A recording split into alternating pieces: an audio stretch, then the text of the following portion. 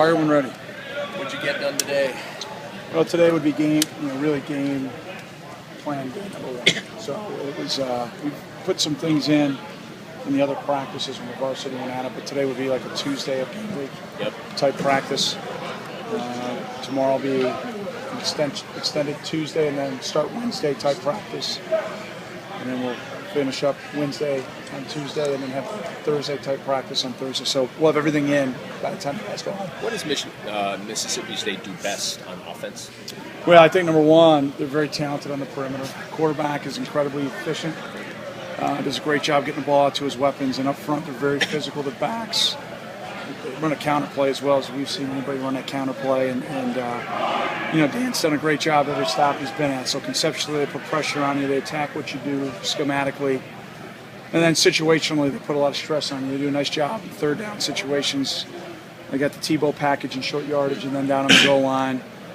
So they put stress on you in all areas. You talked about Kane and Denver kind of getting healthy using this time. What about Nick? Can you talk a little bit about what he's been through this season? Yeah, well, he's been through a freshman campaign. He's had some, Nick has played really well and had some great success early. And then, like a lot of competitors, you get injured. And now how are you going to deal with that? And, I think he went through the initial wave that he was very disappointed. And then through the initial stages of rehab, a little slower, then all of a sudden he had a spike. And if you remember back, we thought he was really close. It just plateaued. And it was a couple weeks then before he could get back out on the field. And then, obviously we had him there at the end. He's full speed, ready to go. We expect him to be 100% ready to play in the game. So, it's encouraging to get the bullets back in the gun. Speaking of Benrick, he's going to be joining your name in there on among the list of All-Americans. Yeah, what do you think about his selection? Well, I think it's very deserving. Football writers did it, I believe. Yeah. So that's credible. That's legit. Compared to some of the other All-American teams, that one counts. Okay. So, number one, I'm incredibly proud of him this season. What he's accomplished here in his 3 years. He's a true junior, and I got to give a lot of credit, like I did when I said it to the team. Those long punt returns, not a lot of guys touch his flag. Those 10 guys up front blocking for him did a terrific job. Yeah. And Dennis Springer, our jet coach, that's what we call that team, our punt return coach, did a terrific job putting some scheme together for him. But, he's the one that went out and made the play, and very proud of him. And it'd be fun if he goes out and plays that way in the first, which he should. Pat, do you look at bowl games differently now than maybe when you started here in your first one as head coach? Well, I'd say I'm obviously a little bit more comfortable in the routine. My first one, I think like a lot of things, the first time you do it, you look back and you go, what the heck was I thinking there? Okay. So we've definitely tweaked our plan, Adam. As I look at what we did initially, it's probably a little bit jaded by what I experienced as a player. Barney had us doing 2-a-days, That stunk. That stunk. But maybe he thought we were... Pasadena or here? Here. I wasn't practicing. I was on a steak and chicken tour, it was ridiculous. But my senior year in Tennessee, we're watching Peyton and the boys in helmets, and we're going 2-a-day practices, We almost had a mutiny. But, so we're going to have fun. And, we've definitely, especially with playing on Jan 1, that gives you, number one, a lot of time to develop the young guys. And then number two, what we've learned, we hope to be able to have a plan that we're gonna peak on game day and not do too much too soon, and not really have fun in what we're doing. So, like Monday we're gonna go to Dave & Buster's, and Tuesday we're at the Bulls game, and Thursday we're gonna go bowling pinstripe. So we do a bowl week here, which is unique. No one else in the conference, nobody else in the country can be in Chicago during their bowl week at home. Which is awesome for recruiting and awesome for the guys, and then. The bowl week experience down there. In the past, have you felt like you peaked too soon? No, I don't think so. I think we've played well, man. Played some really darn good football teams. We've gone toe-to-toe with them. We've been right there in the fourth quarter to win all those football games, and we have not done a good enough job coaching to win them. And that's the way I look at it. I don't know. Jeremy Macklin's turned out to be a pretty damn good player. Auburn won a national championship the next year. I think I saw like 3 All-Americans on this year's All-American team that were in A&M. We've played some damn good football teams. We've gone toe-to-toe. We just haven't finished the job. And that's what we need to do right now. And we're not there yet. It looked like we had not practiced in a game week type style for a little while, which we hadn't. So I'm kind of encouraged by that. because we got a lot of work to do, and the guys recognize that, and they work at it. What are you doing on the 30th and 31st in Jacksonville? Just also in the vein of, practicing versus keeping fresh. Yeah, well, those are, anytime we have extended time, the opener, a bye week, and now this, we'll go Tuesday, Wednesday, and then 2 Thursday style practices. Does that make sense?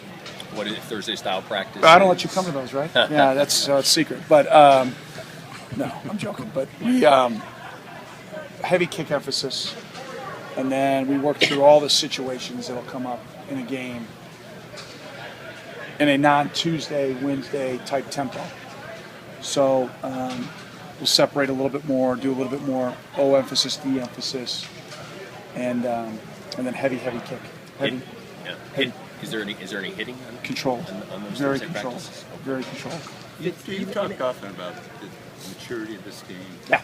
And does that give you a comfort level that they handle the layoff, they handle the days off, they handle the hoopla better than they in the past? I have no issues with the way we've handled it in the past. I really think we've prepared well. I have zero issues with the way the guys have gone about their business in the past. Again, we got to coach the guys better to finish the job. So that there is no negative from me looking in the rearview mirror with the guys. I think, we talk to them all the time about there's a time to work and there's a time to party, and you have to be able to be mature enough to handle both of those. And what I mean by that is the experiences of the bowl, going to a Bulls game, doing those. You should enjoy those. Bowl games are a reward for a successful season. 9 wins is a good season. 10 wins is great. Winning a bowl game is an exclamation point on this year. With the amount of guys that we have coming back and the way that our senior class graduates as the all-time winning senior class, it's an exclamation point on as solid of a foundation of success as we've ever had in this program's history. And those things are all very, very encouraging. But we got a lot of work to do between now and the first, and we're playing a very good football team again. And so we got bells ringing. It's going to be crazy. So we got our hands full. Fitz, you mentioned the secondary injuries with Van Cruz. You're developing some young guys. What kind of work has Jerry Brown done to bring stability and to help that unit grow?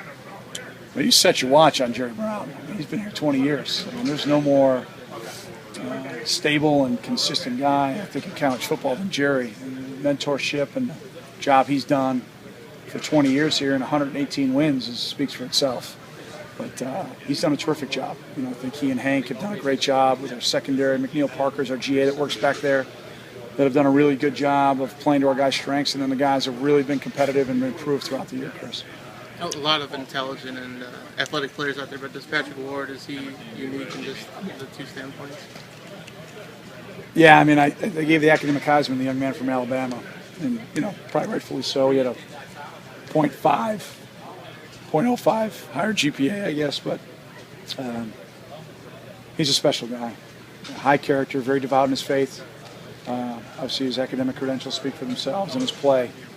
I think he's an all Big Ten level player, but that's my opinion. I voted for him, so I have no problem saying that. But he's a terrific player. I think he's got a bright future, obviously, in the NFL. But then he's got job opportunities too. So it's why you come to Northwestern, to be prepared and not be limited in your options, but be able to have a lot of flexibility. So he's a special guy. Is it harder, you think, Pat, to play corner as a freshman, a redshirt freshman, than other positions because of the up and down kind of nature of it? You have a bad day, everyone knows it. You know what I mean? Yeah, I think it's definitely harder than playing guard. Yeah. The three technique of the guard, miss a tackle or a block, nobody knows about it. But yeah, corner, you got to have a short memory from a standpoint of getting back on the horse if you get knocked off, but you can't forget what you experienced. So, I think Nick has played really well here in this first campaign, and he's got a very, very bright future.